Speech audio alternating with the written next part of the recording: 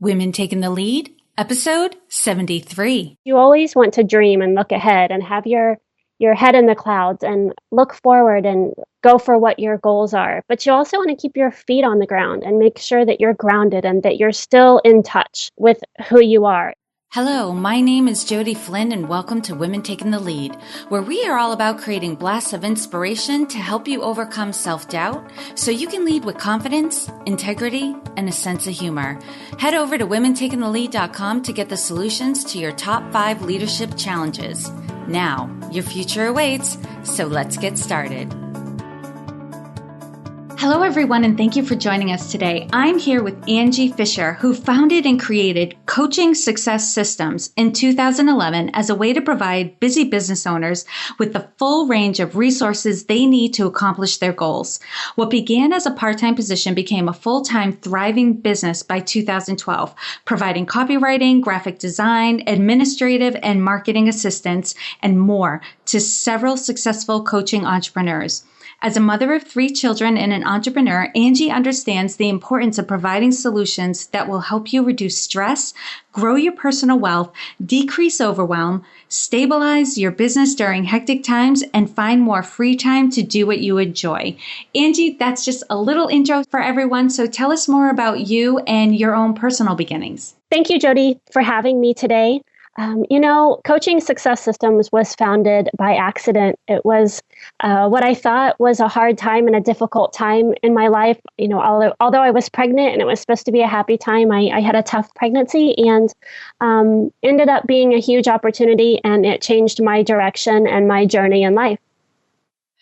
And Angie, I think that's really interesting because you started your business, during that time, and it really was started part-time, but it quickly became successful and then became a full-time venture. Exactly. And, I was only halfway through my pregnancy. I was the only employee at a law firm. So I managed 3 attorneys and I had a big responsibility. I ran everything there. And, just one doctor's visit and they said, these 40 stairs that you're climbing to get to your office is putting you into labor. And it was. I was having contractions and it just wasn't a pretty picture. And so they took me off work and I went part-time and then worked part-time at home to fulfill my full-time duties. And that's when kind of the entrepreneur mind got going. And I thought, what do other employees do and other businesses do that are suffering like this or have this come up in their business life? And so started doing some research and reaching out and learning, and started my business when my son was 6 weeks old.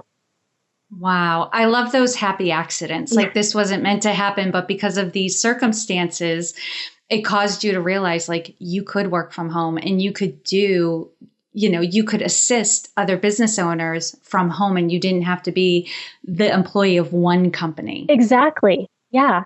And I could supplement my income. And that was kind of the plan too. I was going to go part-time anyways when he was born so I could be at home more. And so I had already started thinking about what I might be able to do. And it all just came together. And it was pretty amazing. I did my first networking meeting, like I said, when he was 6 weeks old, and had my first client within 3 months. And it just took off. Wow, that's huge. So clearly you've had success and you've gained confidence as an entrepreneur. I bet that was something you didn't see coming. But take us back to a time when you were playing small and you may not have been aware of it at the time. Share with us the story and the lessons you've learned. Well, this was right before I had hired my first team member, and that was back in 2012. And I took the advice of a mentor to create certain pricing packages in my business. And at the time, I was new to business coaches and I was new in all of that field. So I had no idea. And I just thought that everything this person was saying was a great idea. And it was going to be, nice and convenient for my clients. They could embrace all of the packages and all the services that we provide.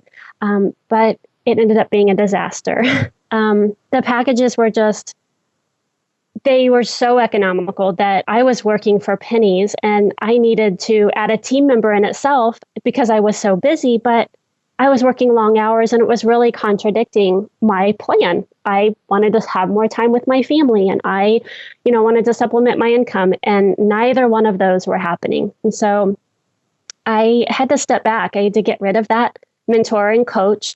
I had to get rid of some of the clients that I couldn't continue to do those packages with and start over again. And I didn't have a coach for a while after that because I was a little gun shy. So it took me a while, but we bounced back, and you just have to be very careful, when you're seeking advice from a mentor or a coach. Yes, absolutely. It's so important to hire a coach who's done what you want to do, who's gone before you, because something, when I'm working with my coaching clients, because I also coach coaches and they're talking about pricing their products and their services, one of the first questions I'm asking is, what's the lifestyle you want to live and what is that going to cost? Right. Right. Because we have to take that into consideration. And how many, packages do you need to sell and how many hours are they going to take? All of pricing is such a convoluted area that you definitely want to know that you're talking to somebody who's done it themselves and has done their system this way as well. So, and it's kind of like reverse engineering. You have to start at the end to get to the beginning. And so it doesn't make any sense. But once you kind of grasp that you have to start backwards, it really makes it easier. Pricing is very overwhelming. And it's not something that stays the same either. It continues to change. So, and it's different from program to product and so on. But yes, definitely starting at the end is a little bit easier. And you've probably gotten a lot better at vetting future coaches that you're going to hire to help you in your business too. You know what questions to ask and what to look for. Exactly. And I've had a lot of coaches since then. That was 3 years ago, and I've had a lot of coaches, and I will always have a coach. So it's definitely, I don't doubt the system at all. It's just I made the wrong move in the very beginning. And that's huge. I think, even for people who are hiring employees, like the business owners, like looking who they're going to hire, not just coaches and consultants, but even employees, it's like, what questions do you ask to make sure you're getting the best fit? And that sometimes that's just a lesson you have to learn. And sometimes there are resources out there that can help you. So that's huge. Exactly. Now, Angie, share with us a time in your journey when you had a wake-up call. Take us back to that moment and share with us the steps that you took that led to your success.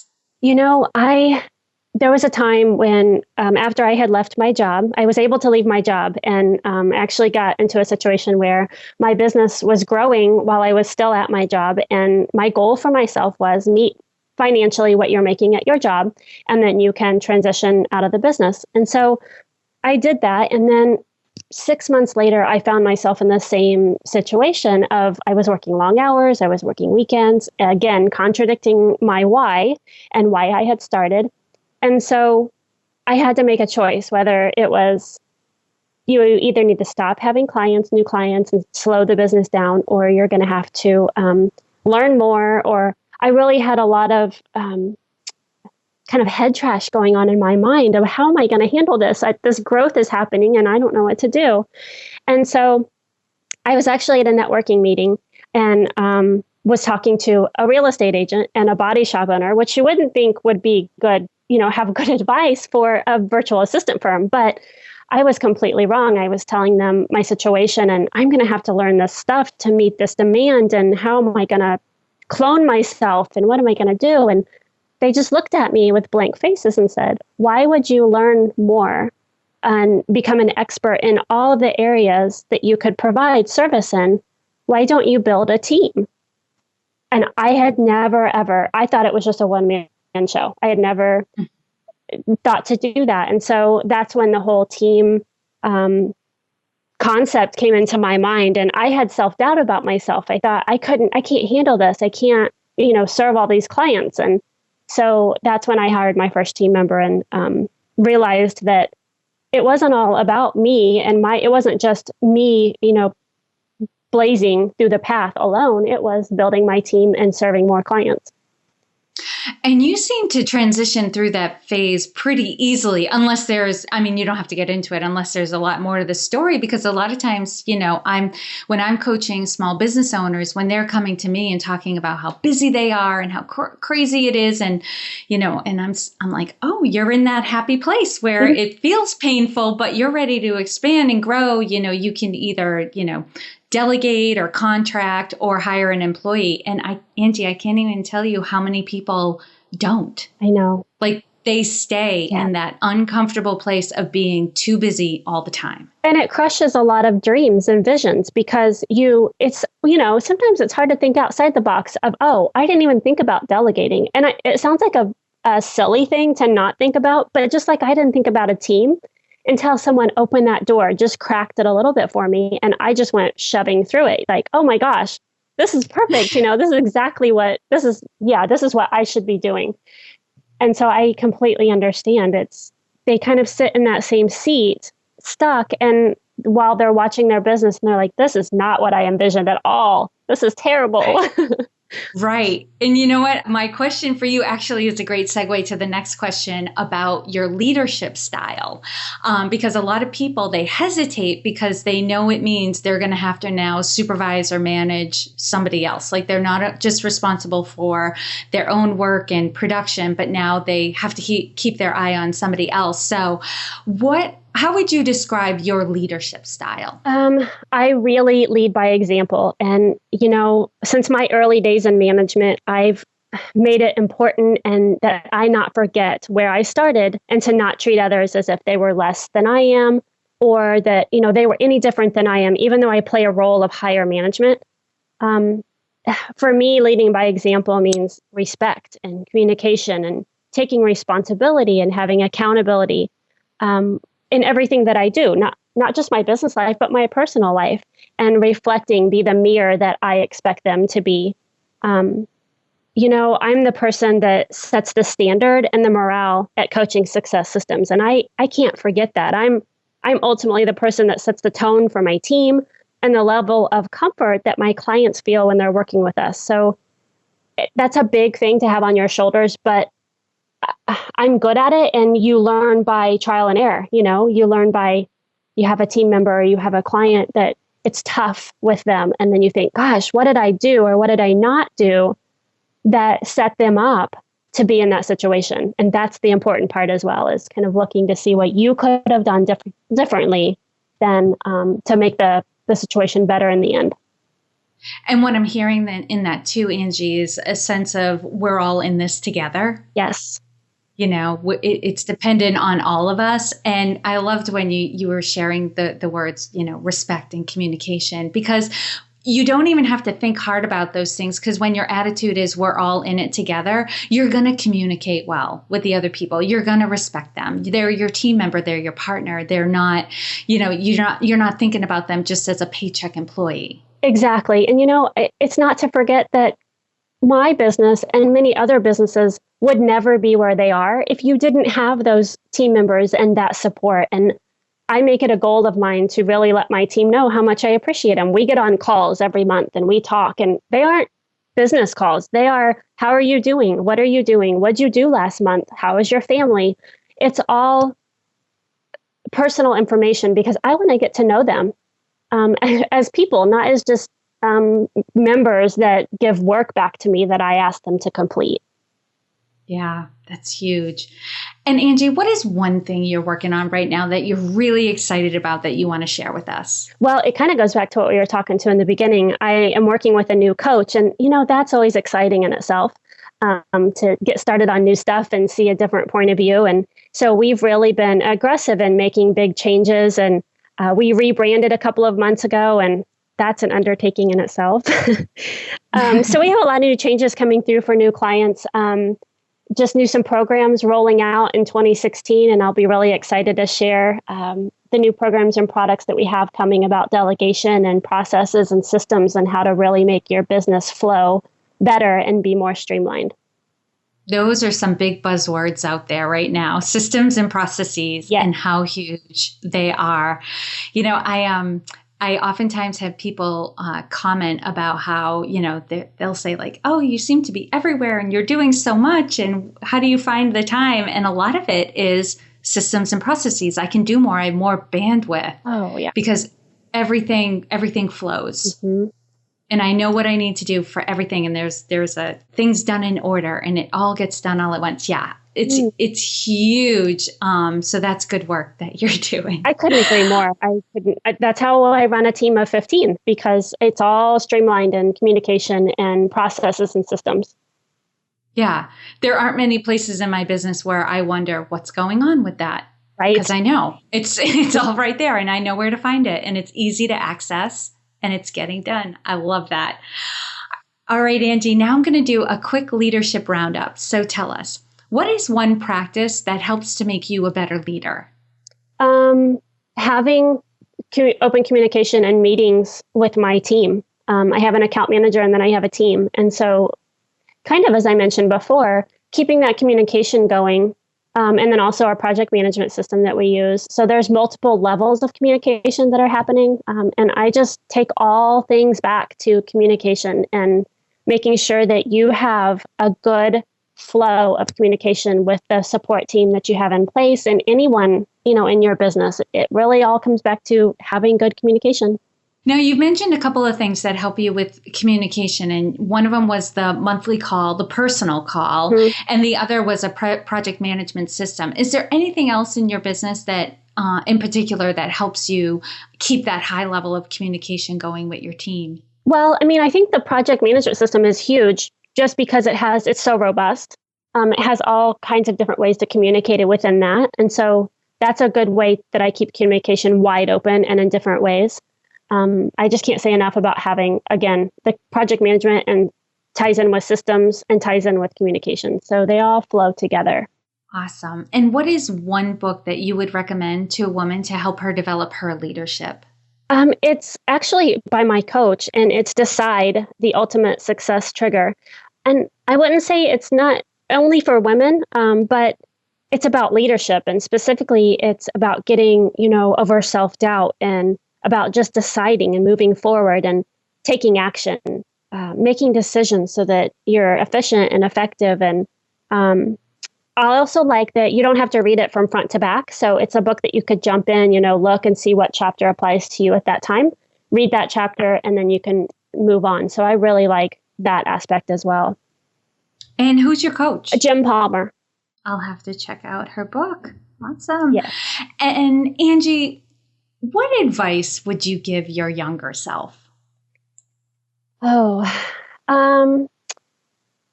really listen to my gut.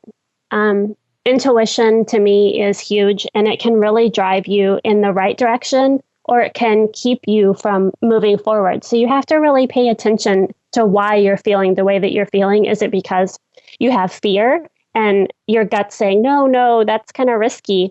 But sometimes risk is okay. So you have to really understand why you're having the feelings that you're having and work through those and process what's going on. And I think, my younger self would have just not thought through and either would have followed my gut or just not thought at all and, just move. And so sometimes you have to think it through and see why you're feeling the way you do.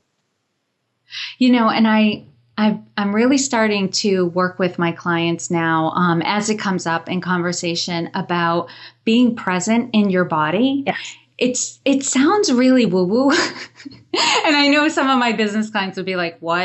You want me to be what? Present in my body?